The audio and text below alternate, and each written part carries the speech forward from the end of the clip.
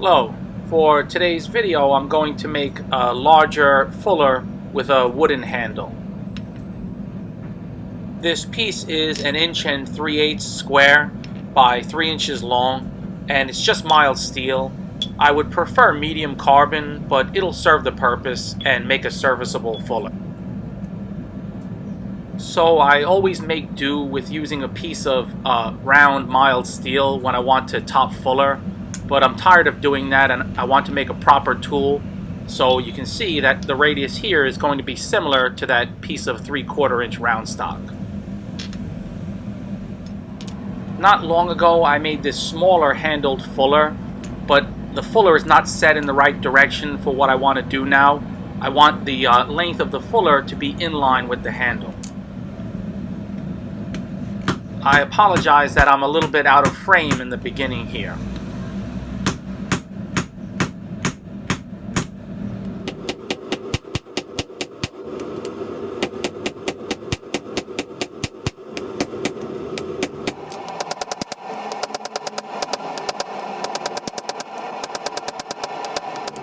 This is an extreme close-up, probably a little too close.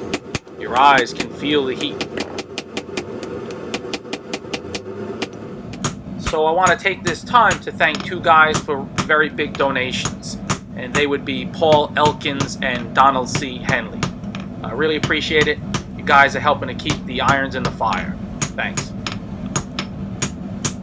So I didn't have a tongue that held this just right, and so I resized this pair here, which was my first prototype for my rivetless adjustable tongs. It looks ridiculous, but it works well enough. I'll take care of the crease that's formed on the front end later on. So now on to forming the eye.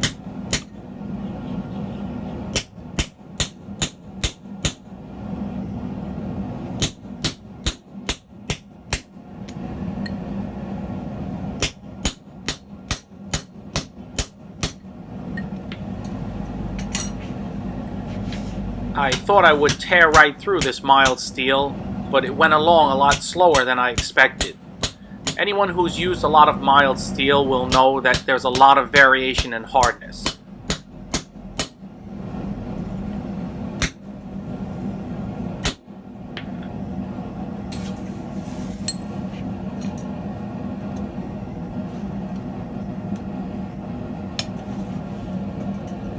I've got different slitters with different profiles, handheld ones, and also a handled one that you see here.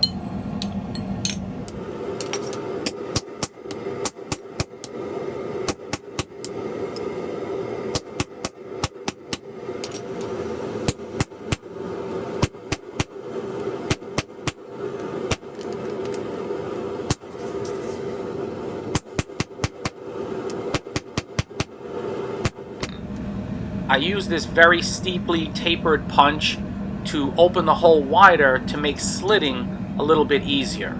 And it also rounds off the edges, which is very good for the final heat.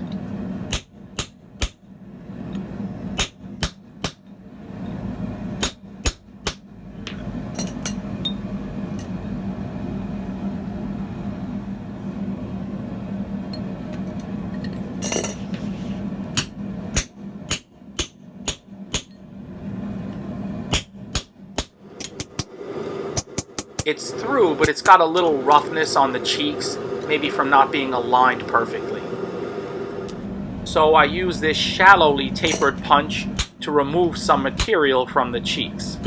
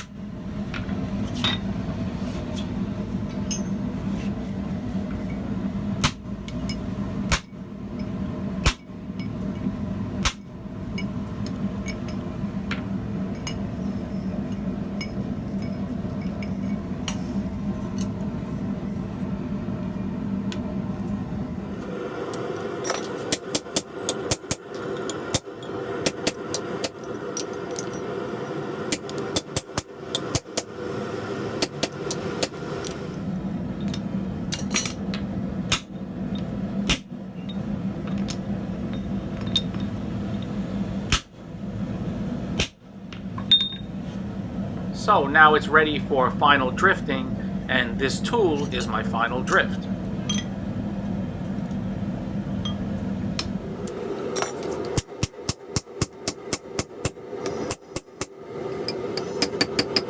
This serves two purposes: rounding the back end some for striking, and to remove some of the crease on the front end.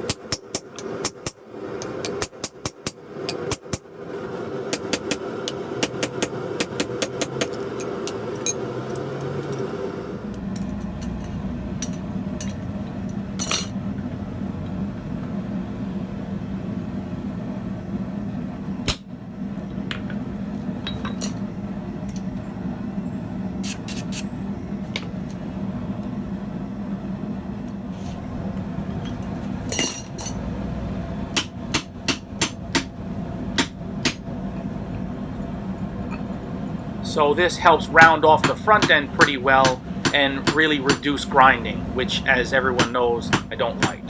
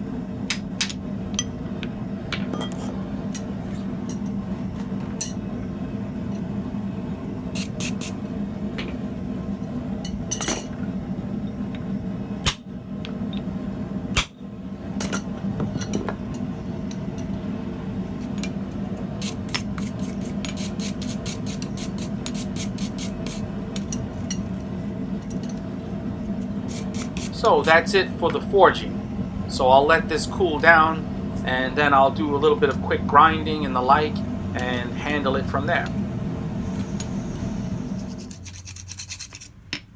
First, I removed any loose scale from inside the eye.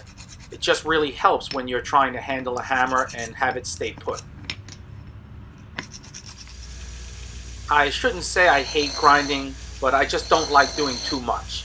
And so here is just some light touches to get this the way I want.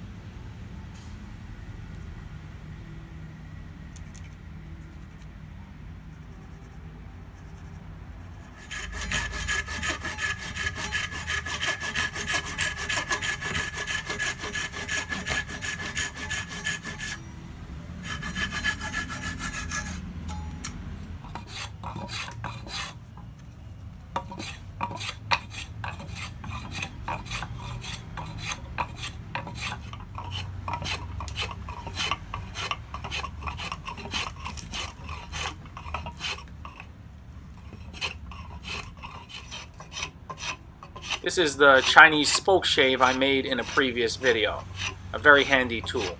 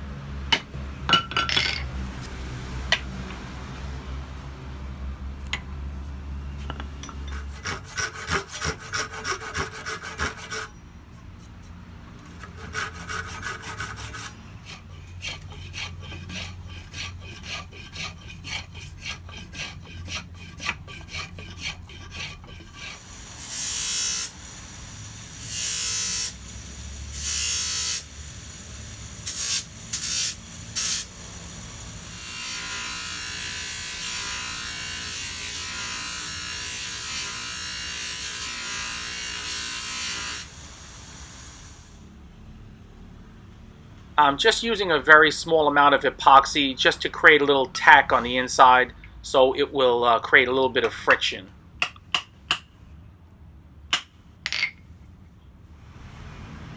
Showed how I make wedges in a previous video.